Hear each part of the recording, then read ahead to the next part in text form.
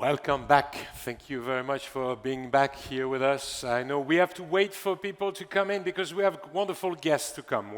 Absolutely, and we hope that you had the opportunity to recharge and engage in meaningful conversations. Well, ladies and gentlemen, as Mark said, we're still waiting for the room to get filled with our People will join us. Magnificent. Feel free to tell them because they were seeing Audience. that the room was empty, so they didn't come in. I understand that. But now you can join us, and we have you here. Thank you. Amazing. So, yeah, Mark, now we will actually delve into a captivating panel discussion titled Peace Through Sport. When the myth becomes reality, that's the title of the session. It's presented in collaboration with the Permanent Secretariat of the World Summit of Nobel Peace Laureates. It aims to provide a platform for the peace community to actually share their vision of sport as a tool for peace. Guiding us through this panel discussion, the distinguished Saudi TV presenter, actor, and artist, my colleague Yasser Al-Sagaf.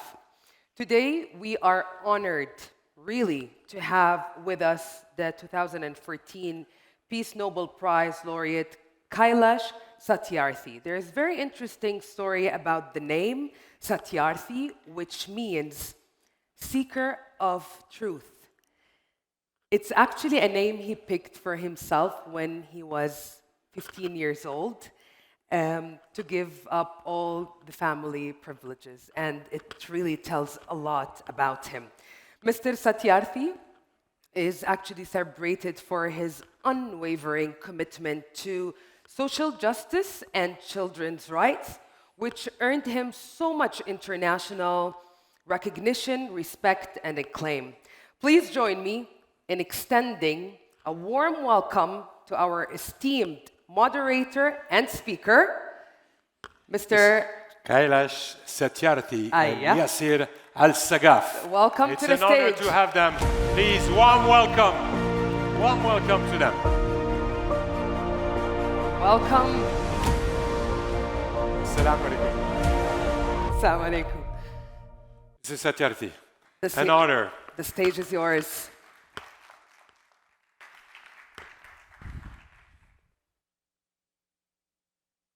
Royal Highnesses, Excellencies, ladies and gentlemen, I would like to first of all begin. Of course, I would like to welcome Mr. Satyarthi. Thank you for being here with me today on stage. But before we begin, I want the audience to watch this video, please.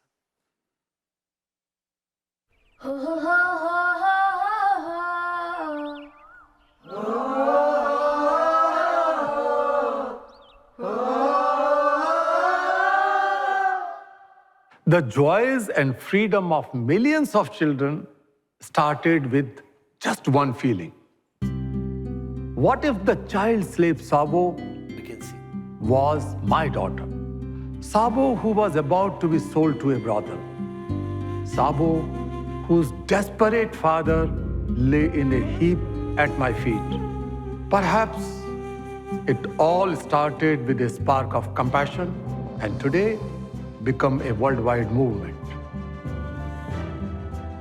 I believe that each one of us is born with two natural gifts: consciousness and compassion. Both are the core reasons of our being. When we feel the suffering of others as our own suffering, with a strong drive to take action, that is compassion. God is not so meager that He has blessed us with only a little of compassion, which we have confined to our families and friends. We need to go beyond that. All that is required is to enlarge our circle of compassion. A touch of compassion is what makes each of us a problem solver, an innovator, who is ready to accept all challenges and solve them. When we work towards making our world a better place, each one of us becomes a compassionate leader. In fact, all world religions and movements were born out of compassion. I stand with 8 billion people because the world is my family. In this age of interconnectedness, are we really connected with each other? Compassion is the greatest form of connectedness and love. There is no curse bigger than being alone. Loneliness is frightening. If you are connected, you are fearless. And we are the safest if we feel like a part of our global family. Where are the mothers of the children? They've been taken back.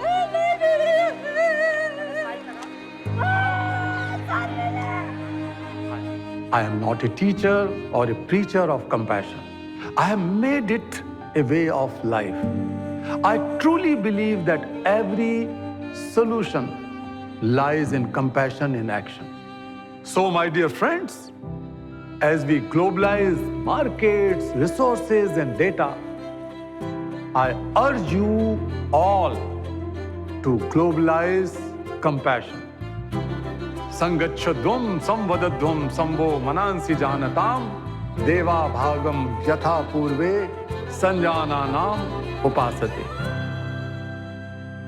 हम चलेंगे साथ साथ चले हाथों में हाथ हम चलेंगे साथ साथ एक दिन ओ मन में है विश्वास पूरा है विश्वास हम होंगे कामयाब एक दिन We shall overcome one day.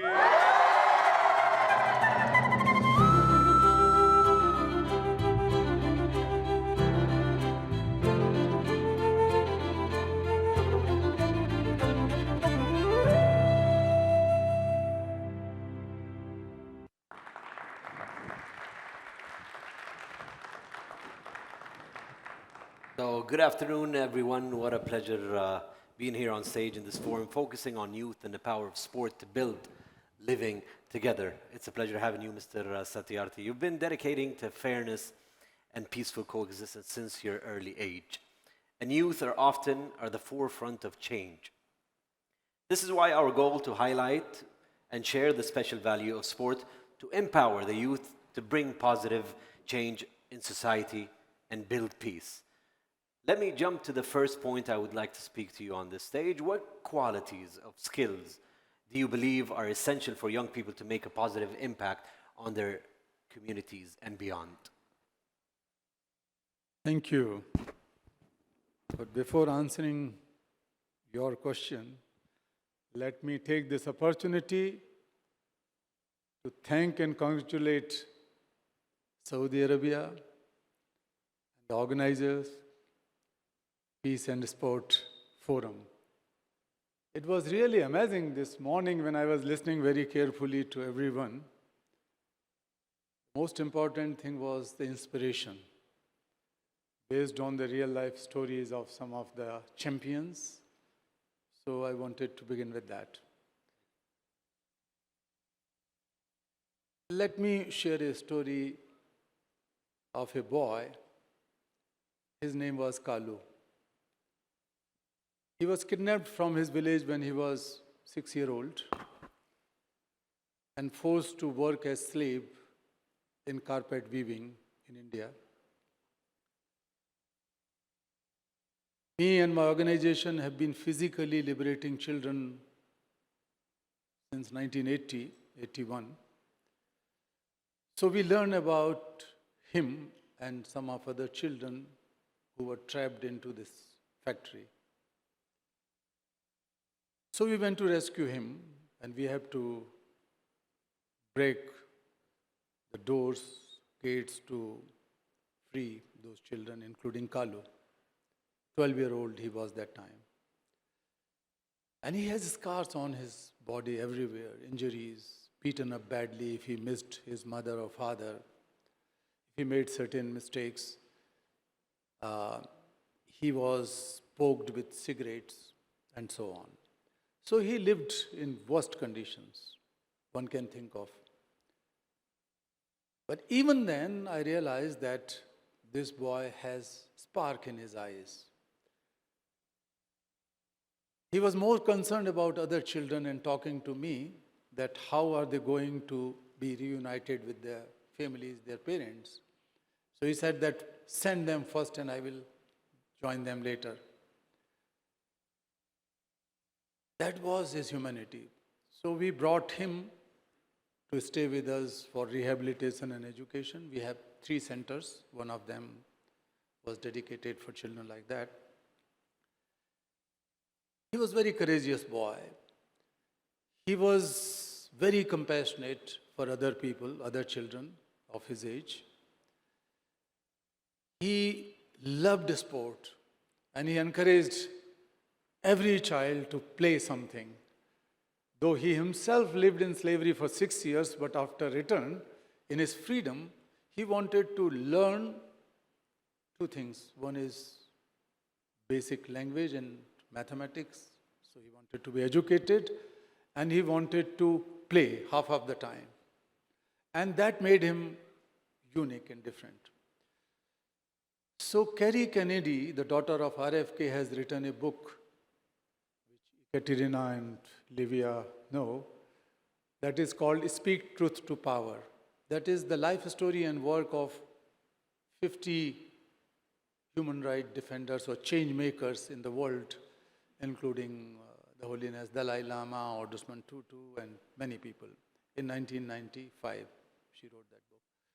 And I was also portrayed in it, my work and me. So I requested her that instead of me going there, I wanted to send Kalu, because of him and many children like him, my existence and my acknowledgement and recognition is. So she said, this is a great idea, you bring him. So he traveled with me. For the first time, he saw the railway station. For the first time, he saw aeroplane. And then we reached Washington, D.C. And President Clinton was to release that book. And Clinton noticed a child is standing, smiling, big face. And President went close to him. And he started talking to him, and I was translating. Clinton told several things to just know what he is about, the boy. And boy did not say anything about his past, but he said that after my freedom, I decided to make everyone happy. He said, I belong to millions of slave children and people in the world, and more than 200 child laborers and child slaves. And you are the most powerful person, and you belong to one of the richest countries in the world. Tell me, what are you going to do for those people? He was talking to President and everybody. Many of us were Nobel Laureates that time, and many of us, I was not a Nobel Laureate, but there were many. President Horta was there, Yunus was there. So everybody was looking at Kalu, and Kalu was arguing that why so many children are living in slavery today when I saw so many rich people in your country. And then Kalu said that, okay, I know that you would be retired very soon because that was his last year, Clinton's last year. But you can do something before you leave, but after that also you can help children like me. President Clinton applauded him and hugged him, kissed him. And after a while, 3 or 4 days later or a week later, when we were returning back, I was sitting at the airport and waiting for my plane, and there was a line running in the televisions that President Clinton has amended the policy to support the eradication of child labor and increased his support to ILO sixfold. So Clinton has increased the support for the eradication of child labor through International Labour Organization, United Nations body, particularly for Africa and Latin America and Asia partly, sixfold. But that was a very strong message from none other than the President of United States that what he wants. And one thing was written there, and many people told me that when one single strong, moral, courageous voice speaks out for truth, then the truth prevails, and even the President of United States cannot simply ignore it, and that was possible through the young people. So this was Kalu. There are many young people I come across. Me and my colleagues have physically rescued over 120,000 children from slavery, physically. So we know that after some time, many of them were traumatized and so on, but they have certain characteristics. But what Kalu has demonstrated includes resilience, patience, tolerance, respect for each other, respect for diversities, because the Muslims, Christians, all kind of children used to stay in our ashram, and he used to respect and love everyone. And sports might have given him more self-confidence or self-esteem building, but these things were there.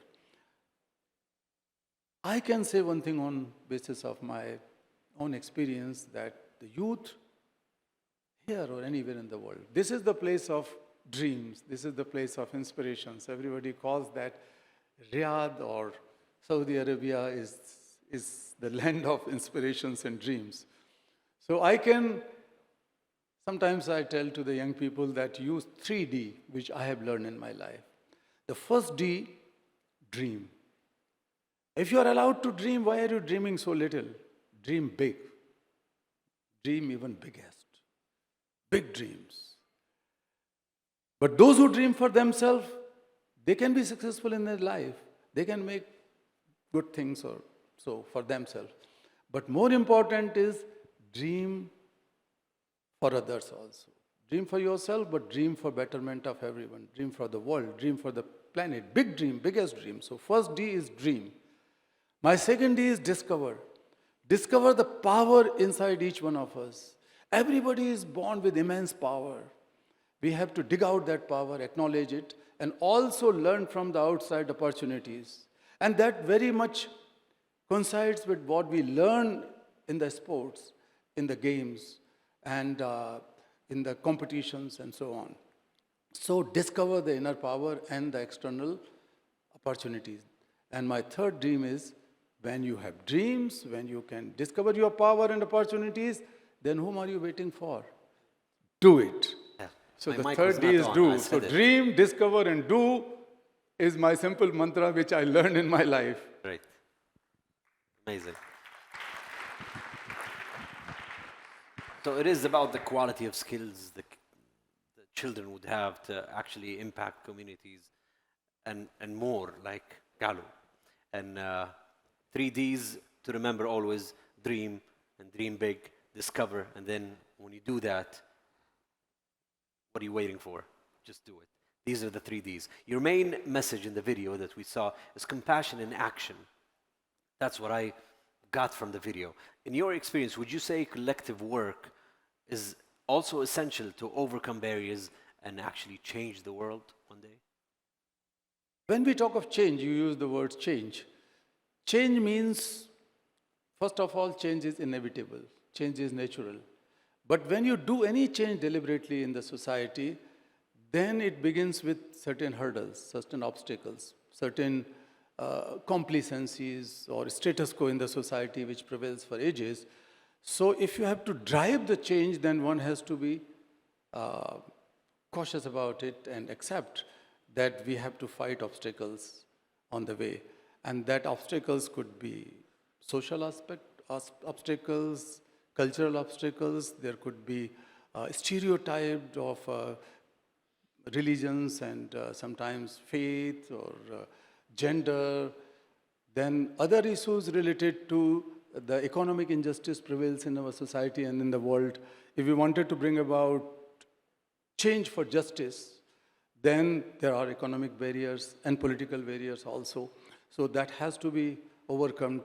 So I think the barriers are inevitable. In my life, I have been attacked many a times. My right leg, my right shoulder, my left leg, my backbone, they have injuries and scars and they are broken parts of my body. So when I was fighting against the mafia who was selling and buying girls and boys like animals, not in my country, but also in Pakistan, also in Nepal, also in Africa and Latin America and everywhere, they were thinking that this is our enemy. So all these things have happened. But if you believe in something, if you trust in yourself, and someone like me who believe in God, in Allah, so I strongly believe that if I am doing some work of Allah or God or Ishwar, whatever we call him or her, then we have to dedicate everything. We have to do our best. We should not leave any stone unturned. If we believe in justice, in equality, in love, in compassion, in whatever thing, then we have to do. And that is also a lesson one can learn from this sportsmanship. They dream, but they do every possible thing and they put their best to win. And it does not mean that if they lose, then they completely collapsed or they're completely depressed. That thing is also learned while you are building the sportsmanship.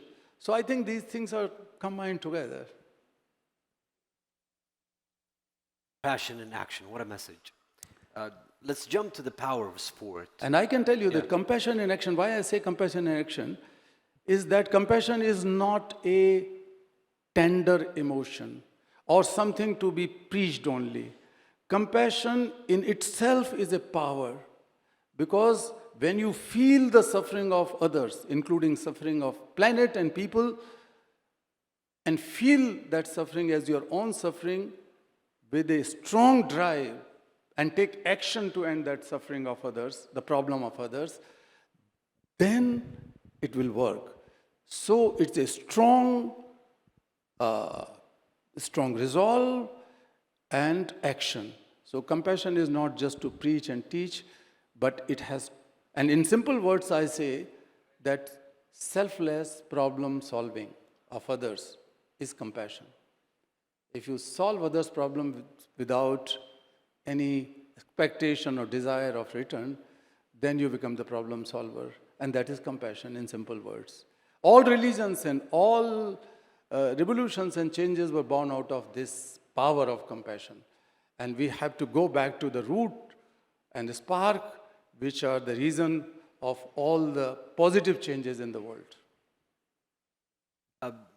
Again, if I jump to power of sports, I would like to hear your views on how the role of sports in child development and global peace play a big role.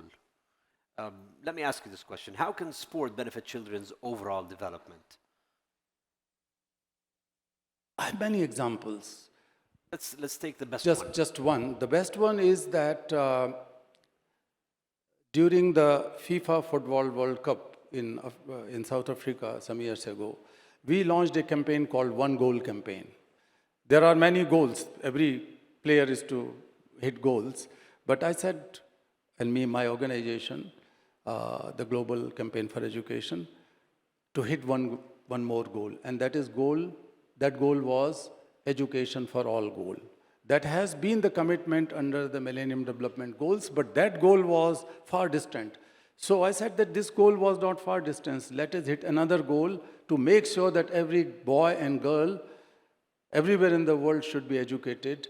And many, many footballers, some of the top players in the world, and many of the clubs agreed and joined the campaign with us, and that has brought tremendous change in terms of bringing the issue of right to education in the global political discourse and the development discourse, and eventually the budgetary allocations by the nations as well as the ODA funding for education has increased many-fold in some places, And that was the power of using sport for development and for peace. Similarly, I'll give you one example that many years ago, before I didn't know the connection between the sports and peace, we organized an event where number of youth from my organization, Freed from Slavery, they were taken to Pakistan. And this was the time when Pakistan and India has very tough relations, tensions. And the Pakistani friends of mine, they agreed to host them. And then we had series of events of cricket. So we named it Cricket for Peace. And there was a month-long tour across the country. So there were teams between Indian children and Pakistani children, but there were some combined teams of Pakistani and Indian children together in one team and Pakistani and Indian children in another team together. And they toured for the whole month. And then the Pakistani children were brought to India and they toured for the whole month in India across the country. And I tell you, there was, after a few years, there was huge tension between the two countries and everybody was very worried. And I started getting mails and phone calls from my Indian children who were no more children, they were youth, and Pakistani youth that Mr. Satyarthi, Kailash ji, brother, please do something. We don't believe in the borders. We are players. We played together. So we are human beings first and Pakistani and Indians later. We wanted to live in peace so that we can flourish, we can play, and we can grow together. That was something which simple effort has made. So I have full confidence that we can make this world a more peaceful place through sport, and sport can play the most important role. So you do utilize sport events to Not really, that was the only one, let me confess. Okay. But yeah, that was the only one I did. you But use now I'm inspired this the morning. only and I one can- and the biggest one, right? Yeah. The World Cup. So the World Cup, of course, the World Cup, Olympics, World Cup, Commonwealth Games, we all know that how important they are. The Olympics begin with the purpose of peace, bringing together unison of human beings, unity, mutual learning, sharing, tolerance, understanding each other's culture. So all these games and sports, big sports events, they become the melting pots of compassion, beliefs and faiths and so on, languages. So they were not simply entertainment, but they were the game changers. The games themselves are the game changers for the humanity, and that was there. I know that when Nelson Mandela, I met Nelson Mandela a couple of times, and I know that after his release and the establishment of freedom in the country, he used sport. Rugby was something which he loved and he promoted that let us play rugby, the white people and the black Africans. There is an example. The other example of China and America, in the tension time, the president of America has promoted something like ping pong and so on. So there are many examples where the sports have helped in building bridges. So sport has the power to break the walls. When you go in the playgrounds, walls are broken. When you play together, then the new bridges are built.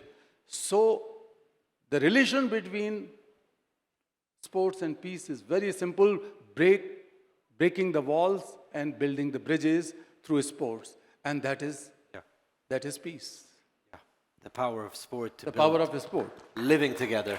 Exactly. And that is our message today. Last but not least, this went very quick. We are enjoying the talk. Could you tell us how you believe sport can help promote peace globally? Maybe you just highlighted that, but I'm sure you can tell us some details that we would like to know. How the sport can help promote peace globally? I think more investment has to be made by the governments in sports. Not just for health reasons, not for fitness, not only for local entertainments and capacity building and so on and so forth, But more importantly, such a sport should be promoted between various countries, especially the countries who have been living in tensions and animosities or sometimes consider each other enemy countries. I think something has to be done collectively to promote sport events between those two countries or three countries or many more countries, just not to wait for Olympics to come, but efforts have to be made so that through the sport activities, young people can meet each other, not just the professional players or sportsmen, but school-going children, the high school-going children, girls and boys should travel to another country, as I gave the example of India and Pakistan. I think such things could be promoted by the United Nations agencies, by the groups like this, and so there are lot of potentials and lot of possibilities if we simply break the barriers of silence. If we break that silence or that distance between various nations, and the youth are given opportunities to meet each other, to stay with each other, to eat with each other while they are playing in the same ground. Even when we say that everybody should get the equal opportunities in life, we use the term create level playing field. So level playing field means equal opportunities for all. It means the hidden message is that sports give the level playing field in life of everyone. So it will help in building peace.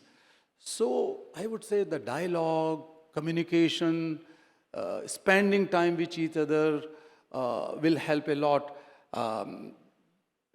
If we bring people, my own experience, if we bring people only for some conference or some meetings, youth, I'm talking about the young people, it helps a lot. But whenever they get chance to play together in a football ground or a cricket ground or any other ground, the whole dynamics changes, their behavior changes, their relationship changes. They try to learn more about each other. So I think we should promote intercontinental or inter-country, international sports event among the young people who are not still professional players, and that is peace-building exercise. Amazing conversation. But I strongly believe that peace will prevail eventually. It is not that the violence can take over the world. Violence is there. And today is the time, I think, we have to speak, not only speak, but we have to find all possible ways and means to promote peace through every possible means. Because sports don't see borders. Art don't see borders. Music don't see borders. So we have to find those things which go beyond the borders. Diplomacy knows borders, politics knows borders, but not the sport. So I think we should encourage sport in this most difficult time, I would say, where people should speak out for peace and try to find some ways and means how to promote peace in the real terms and how to pressurize. Actually, sometimes these players, the champions are here and I was so impressed by them, but the young people, youth, as the Pakistani and Indian boys told me that we don't want to see these border problems and we wanted to play together.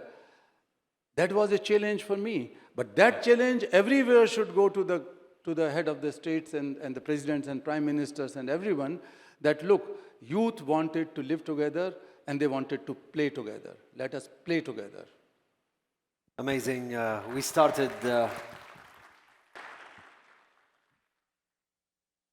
the conversation and I say we pray Allah al-Wahid al-Ahad for those who are suffering. Mr. Satyarthi, it's been a great pleasure. Thank you for being with us today. Inspiring words and sharing your wisdom here with us today is an honor. Thank you so much. And I would like to thank the audience for being here. This was Yasser. Thank you Sagaf, so and much. Thank you, Mr. Satya. And we share something that both of us are engineers, and he gave up his engineering after doing his master's, and I gave up my engineering after teaching in the university for about a year and two. And our subjects were a little bit different, but we share the beard. Your beard is still black, and my beard is It has some white now, but hopefully it will stay like this for. Thank you so much. What a It great, was what a lovely. Thank great you so much. moment. Warm applause. Thank you, Kailash, Thank you so for much. all Thank you've done and for what you keep on doing. Thank you very much for recognizing here with us today the role of sport, a tool for peace. Thanks also, Yassir. Thank you very much.